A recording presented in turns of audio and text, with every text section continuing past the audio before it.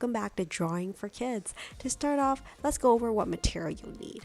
You need some Crayola markers, which you can use any color markers that you like. Next, you also need some paper. In addition to that, you'll need some black markers, such as Sharpies. Okay, so as I'm going along, I'll go step by step on how to draw this character, but I really like to invite you to add your own little twist to it to make it your own. There's no pressure to necessarily draw exactly what I have, but let's use that as a guidance to see what we can come up with. As always, remember to add in a little bit of your imagination to make it your own. You can do this drawing with your family and friends, and at the end of it, maybe check out how everybody's drawing turned out at the very end. Are you ready? So we're gonna get started. The drawing I'm doing today is of a Disney character, but it is not a princess. It is a character from the fairy kingdom. Can you guess which character I'm drawing today? Well, let me tell you, it is Tinkerbell. I honestly love Tinkerbell. She is so playful and so creative in thinking of ways to create different things. So here I'm going to start with Tinkerbell with her head first. I know she has like a round head, so I'm going to start with the head, and then she has her bangs hanging in the front. This is one of Tinkerbell's bangs that are going to curve downwards. And then here is another section of her bangs. I'm just separating it into several different sections. And then here, I'm gonna also remember I need to add in a bun on the back of Tinkerbell's head, because she usually likes to tie her hair up so it's not in her face while she's doing her tinkering. And then I'm gonna draw in a little ribbon to show that it's being tied up. From there, I'm going to draw in the pointed ears for Tinkerbell. And then I'll start on the rest of her face next. This is her chin coming down. Of course, the face needs to be complete on the other side. A little bit bulge for her cheek. For Tinkerbell, you can have her eyes open, close, or like, I'm going to have my Tinkerbell's eyes closed because I think she's kind of thinking of something, so she has her eyes closed. Did you know that Tinkerbell is born from the first laugh of a baby and is brought by the wind to Pixie Hollow? I think that's such a beautiful story that Tinkerbell comes from. Here is her nosy, so like a small nose. I think it's so cute for Tinkerbell. And of course, I'm going to leave her lips for now because I'm going to color it in with like a red marker later on. So for Tinkerbell, I'm going to have her arms in the front.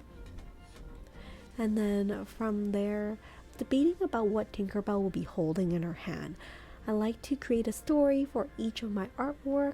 So sometimes thinking of what story I'm trying to tell, what meaning I'm trying to tell my artwork is really helpful in thinking of like what background to draw, what accessories I want to add to my character. And it can also make your drawing a little bit unique, and it might be a little bit different from what I'm drawing, and that's perfectly okay to use your imagination and just have fun with it. But if you feel like I'm not sure what I want to do, you can feel free to just follow along and do what I'm doing. Here for Tinkerbell, I'm gonna have her hold on to a flower. So that is what I think she'll hold on to. I think it's helpful if you think about who you plan on gifting this artwork to. Let's say it's to a friend or family member. You can think about what is their favorite flower, or maybe they don't like flowers, maybe they like candy. You can have Tinkerbell hold on to a piece of candy.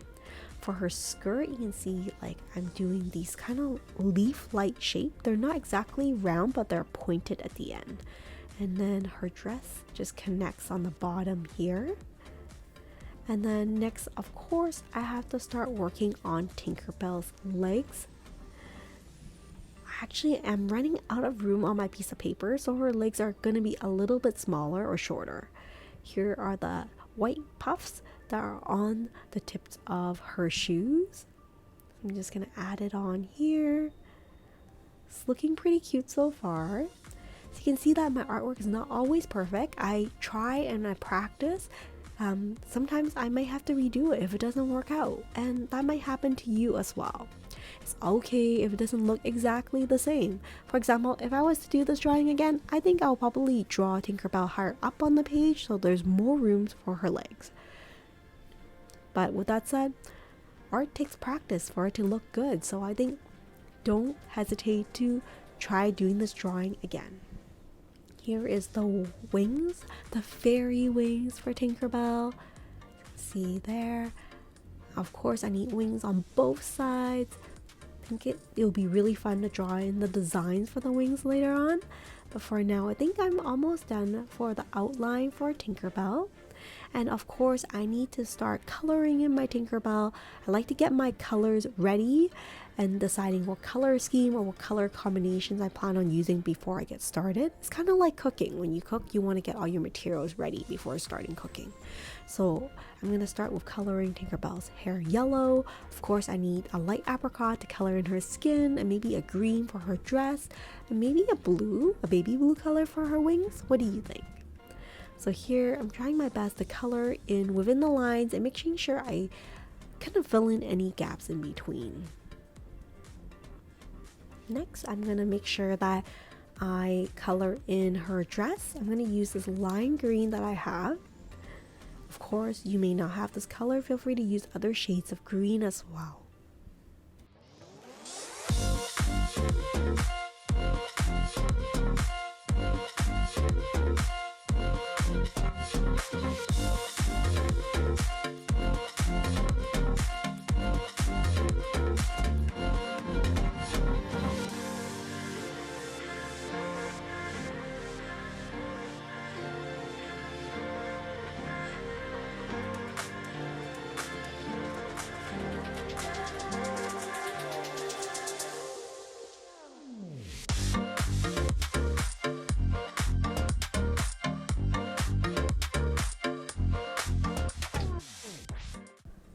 Next, for Tinkerbell's wings, I'm going to just color them solid blue, but if you would like, you can draw in different designs for the wings. You can draw like designs like flowers, or maybe like just floral designs, or you can do hearts or shapes or checkered, and just like I imagine there's just so many different designs that you can do for fairy wings, and that is just something you can practice and do again for your next fairy as well.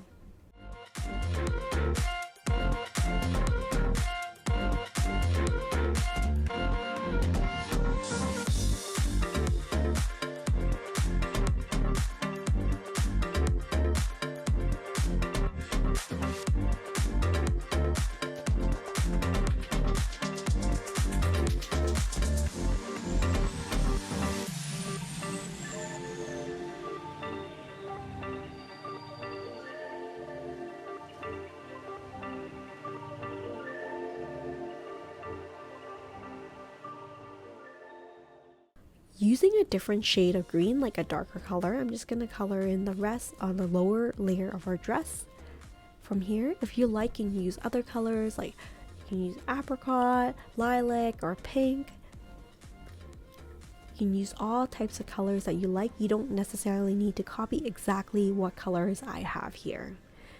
And then using the yellow, I'm going to dot the inside of this daisy or flower that Tinkerbell's holding. And then I will color in the rest of Tinkerbell using this light apricot for her skin.